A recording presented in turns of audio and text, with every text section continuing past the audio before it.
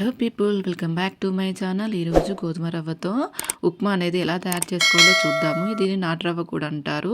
So దీనైతే గోధుమలతోనే సన్నగా నూక model అయితే చేస్తారు మిల్లులో ఆడించి. సో ఇది పొడి పొడిలాడుతూ ఎలా తయారు చేసుకోవాలో వీడియోలో అయితే చూద్దాము. దీని కాంబినేషన్ వచ్చేసి ఈ సీజన్లో మనం ఉసిరికాయ పచ్చడి పెట్టుకుంటాం కదా, సో దాంతో తినండి. హెల్త్కి అండ్ టేస్ట్కి కూడా చాలా బాగుంటుంది.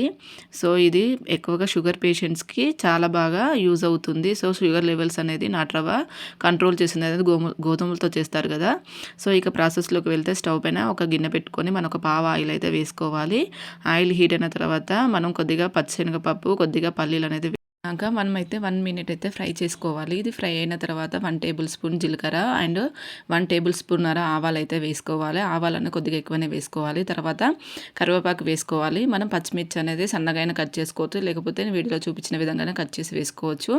అవి వేసుకున్న తర్వాత సన్నగా కట్ చేసిన ఆనియన్, తర్వాత క్యారెట్ వేసుకోవాలి. క్యారెట్ వేసుకున్న తర్వాత మనం ఒకసారి అయితే కలుపుకొని ఒక 1 మినిట్ అయితే దీన్ని ఫ్రై చేసుకోవాలి. ఆనియన్ అనేది మొత్తం గోల్డెన్ బ్రౌన్ రానవసరం లేదు, కొద్దిగా మెత్తబడితే చాలు. అదే మన వీడియోలో చూపించిన విధంగా. తర్వాత దీంట్లోకి అయితే సన్నగా కట్ చేసిన టమాటా అనేది వేసుకోవాలి. టమాటా అనేది మీ ఇష్టము, ఆప్షనల్ మాత్రమే. టమాటా వేయడం వల్ల అయితే కొంచెం టేస్ట్ అయితే బాగుంటుంది. సో మనకు అన్ని వెజ్జెస్ ఇట్లా కనబడడం వల్ల చూడడానికి కూడా లుక్ వైజ్ బాగుంటుంది. తర్వాత రుచికి సరిపడా సాల్ట్ అనేది వేసుకోవాలి. వేసుకొని ఇలా వేసుకోవడం టమాటాలు కూడా తొందరగా మగ్గుతాయి. తర్వాత దీన్ని అయితే మనము టమాటా మగ్గడం కోసం అయితే మూత పెట్టుకొని అయితే ఒక 2 మినిట్స్ అయితే మగ్గించుకోవాలి. తర్వాత పసుపు అనేది యాడ్ చేసుకోవాలి. పసుపు యాడ్ చేసుకొని మనం అయితే ఒకసారి కలుపుకున్న తర్వాత మనం ఏ గ్లాస్తో గోధుమ రవ్వ కొలుచుకుంటామో అదే గ్లాస్తో వాటర్ అనేది యాడ్ చేసుకోవాలి. 1 గ్లాస్ గోధుమ రవ్వకి 2 గ్లాసులున్నర వాటర్ అనేది యాడ్ చేసుకోవాలి. అదే మీరు పెద్ద గ్లాస్ తీసుకున్న, చిన్న గ్లాస్ తీసుకున్న ఇదే క్వాంటిటీ. 1 గ్లాస్కి 2.5 గ్లాసుల వాటరు. దీనివల్ల మనకు మెత్తగా అవ్వదు, అలాగే రవ్వ అనేది కూడా మంచిగా ఉడుకుతుంది. సో మనకు పొడిలాడుతూ కూడా వస్తుంది. తర్వాత మనం ఇక్కడైతే 2 గ్లాసుల గోధుమ రవ్వ అనేది తీసుకున్నాను, దానికి 5 గ్లాసుల వాటర్ అనేది పోసుకున్నాను. నెక్స్ట్ వాటర్ మరిగేంత వరకు అయితే వెయిట్ చేయాలి. మూత పెట్టి కానీ మూత తీసి కానీ మరిగించుకోవచ్చు. నెక్స్ట్ మనం ఏ గ్లాస్తో వాటర్ అయితే తీసుకున్నామో అదే గ్లాస్తో రవ్వ అనేది యాడ్ చేసుకోవాలి.